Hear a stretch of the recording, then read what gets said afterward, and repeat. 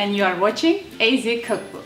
Today we're making my personal favorite cake, Pavlova. It's an absolutely stunning and delicious dessert that hails from either New Zealand or Australia. So let's get started.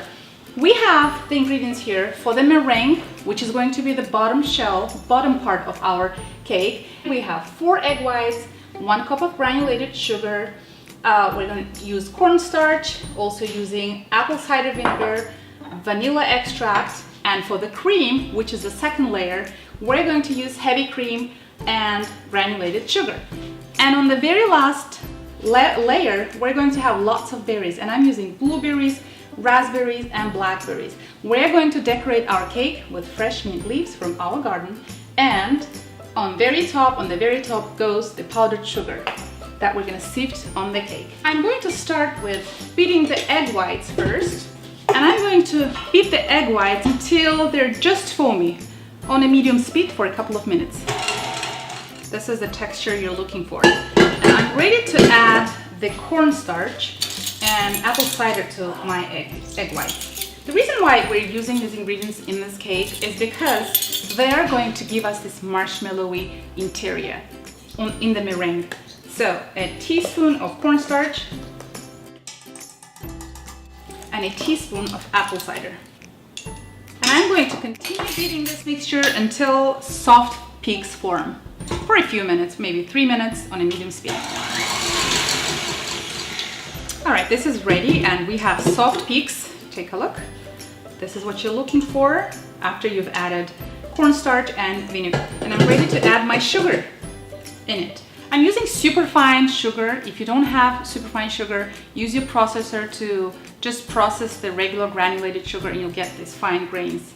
With this kind of sugar, you won't have, grainy texture in the meringue, which is great. So I'm going to add my sugar 1 tablespoon at a time and continue beating on a medium speed.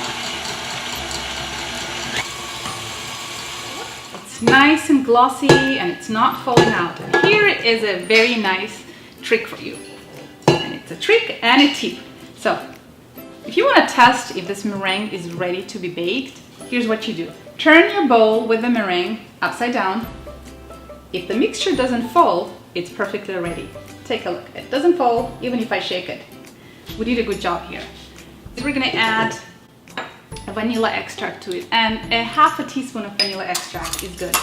In goes the vanilla extract. I'm just going to give it a whiz until it's just blended. A couple of seconds.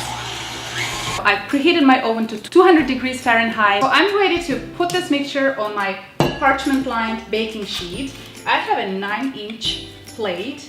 I'm going to use it to trace the edges of my meringue shell. So I've traced the line and I'm going to turn it upside down. All right, and now this mixture goes on the circle like this. Pour the whole thing, scrape the edges with your spatula so no meringue is left behind. Look at this fluffy mixture, it looks delicious already.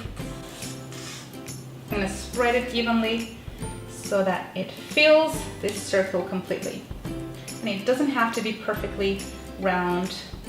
Make it kind of messy too. It looks authentic in that way. And make an indentation in the center, like this. Thin it out. This is where our cream will go. And it goes in the oven to bake for 1 hour and 40 minutes. After it has baked, don't remove it from the oven. Let it sit in the oven for 2 hours or until it's completely cooled off. The meringue shell is ready. Take a look at it. I'm tapping on it and it's nice and crisp. It's firm, but I'm sure it's marshmallowy soft inside.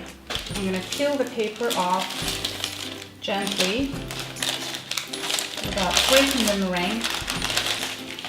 And it goes on my cake stand. All right.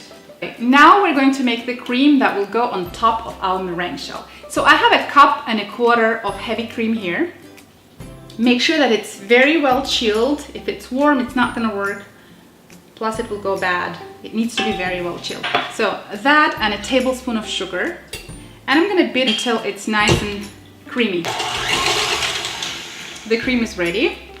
It goes on top of our meringue shell. in the middle.